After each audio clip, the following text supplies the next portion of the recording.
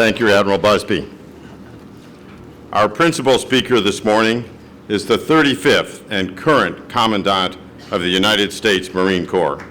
As a naval aviator, he has held command at all levels, from Lieutenant Colonel to Lieutenant General on assignments in Europe, the United States, Iraq, and on board the USS Theodore Roosevelt. Prior to his current assignment, he served as the Assistant Commandant of the United States Marine Corps. Please welcome General James Amos.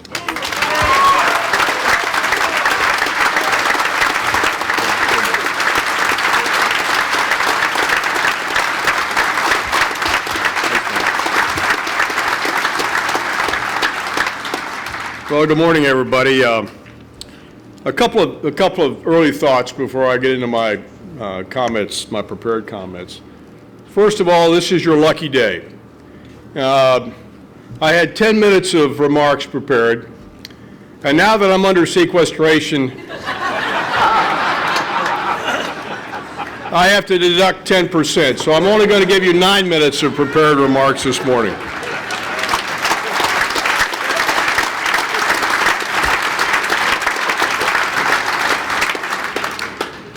The other thing I'd like to bring out is that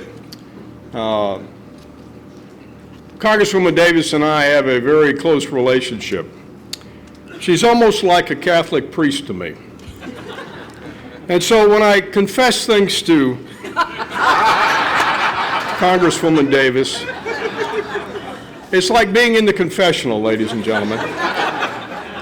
And therefore it bears an element of responsibility with regards to further transmissions. Remember this, whatever happens and said at NASCO stays at NASCO.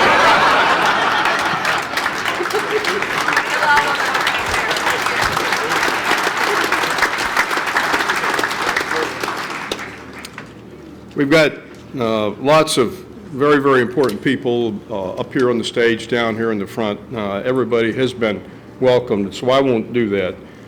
But I am very impressed by this shipyard, and every time I come to visit Fred and you and the men and women of NASCO, I'm wowed. I'm wowed by how you do things, how ships are built and put together.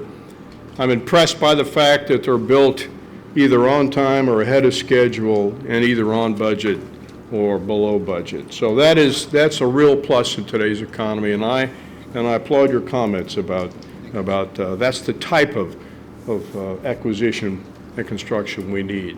There are folks out here, Fred introduced 4 folks from NASCO, 4 of the great employees, grand employees, but I would like every single person that works for NASCO, if you would please stand so we could give you a round of applause. Every single person in the audience that works for NASCO, please. Everybody. Please. Everybody. Thank you. Thank you for building and delivering this absolutely beautiful ship. Folks, our Secretary of the Navy, Ray Mabus, planned to be here today. And he deeply, deeply regrets the fact that he had to cancel his trip. He prepared a short letter expressing his thoughts on today's ceremony, and he's asked me to read it. Our Montford Point Marines have no stronger advocate in Washington, D.C. than our Navy Secretary. I'd like to read his letter to you. To the participants and supporters of United States naval ship Montford Point. I wish I could be with you today to celebrate the christening of USNS Montford Point.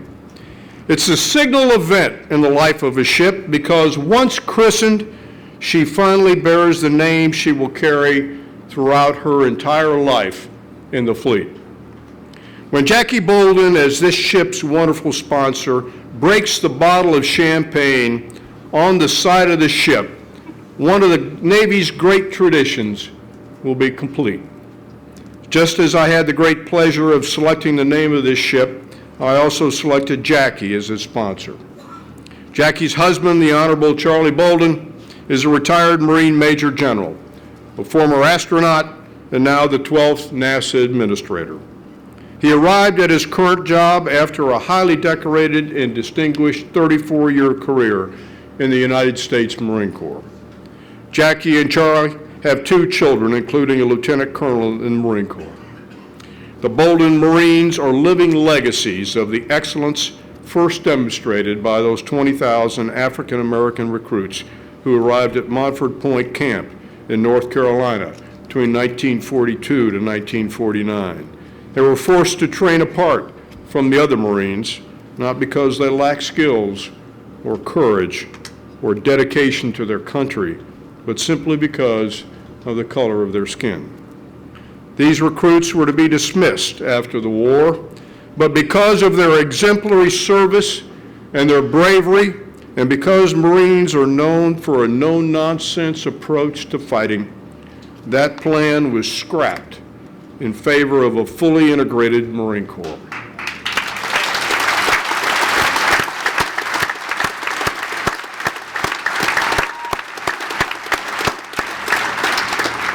The Marines and the Navy continue to fight for equality among the force for one simple reason: it makes us better warfighters. Those Marines at Montford Point silenced the critics when they answered the call, and their recognition, long overdue, is well deserved. Last year, they received the Congressional Gold Medal.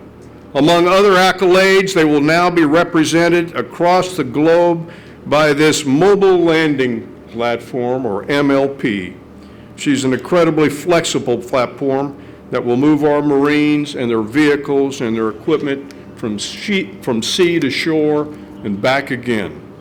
This capability will be critical as our Marines return to their maritime roots and resume their traditional roles as America's expeditionary force and readiness, regardless of the mission.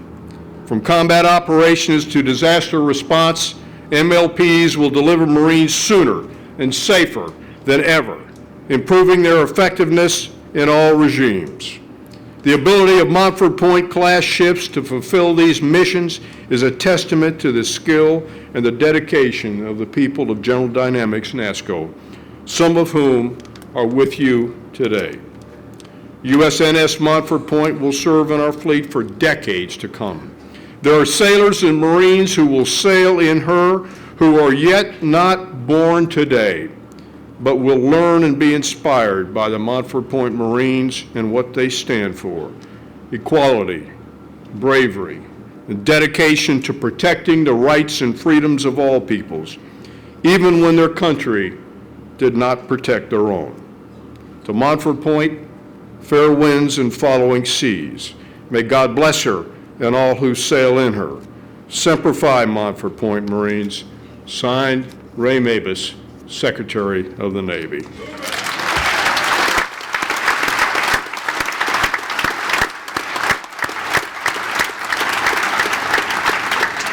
Well, I got to tell you, folks, that's going to be hard to beat. But let me make a couple of comments here today, please. As we gather today to christen the newest ship of the Military Sea Lift Command and the Maritime Prepositioning Force, it's fitting that we also recognize those whom the ship honors. Much has already been said about the story of Montford Point Camp and the men who trained there to become Marines until segregation in the military finally ended. These Marines, 32 of whom are among us here today, changed our nation and my Marine Corps. In the past several years, the Marine Corps has worked tirelessly to ensure that the legacy and sacrifice of those who became known as Montford Point Marines is firmly anchored in the rich history of the United States Marine Corps. Among our deliberate efforts, we have purposely inserted the legacy of Montford Point into the curriculum of all of our professional military service schools. Thus thoroughly, thank you.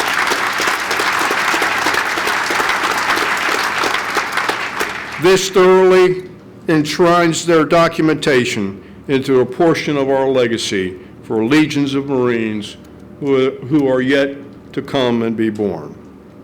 Most significantly, we work closely with Congress to see the Montford Point Marines honored with Congressional Gold Medal. That effort, jointly led on Capitol Hill by Congresswoman Corinne Brown of Florida and Senator Kay Hagan of North Carolina, culminated last June in a moving ceremony in Emancipation Hall. Think of that. Emancipation Hall within our nation's capital. Followed by a parade as only Marines can do at Marine Barracks, Washington, D.C., 8th and I. The Congressional Gold Medal signifies the highest expression of national appreciation for distinguished achievements, like those bestowed on Rosa Parks, Jesse Owens, Jackie Robinson, the Reverend Dr. Martin Luther King Jr., and the Tuskegee Airmen, who similarly fought against racism and segregation in our country. The Congressional Gold Medal is an honor befitting all the Montford Point Marines, and particularly those 32 here that are among us today.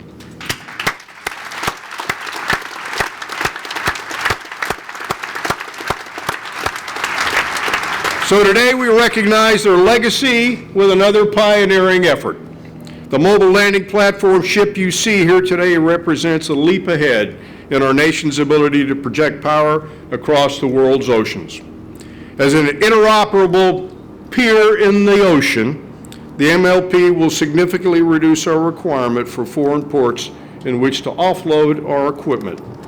Whether used for a major combat operation or a regional theater exercise, the MLP will further enable the Navy and Marine Corps' ability to remain both a forward-deployed hedge force for our nation, a hedge force against uncertainty, and will allow us to be the partner of choice for many of our allies around the world. The groundbreaking capability inherent in this ship is unmatched, and it's what I call a game changer in the world that we live in today.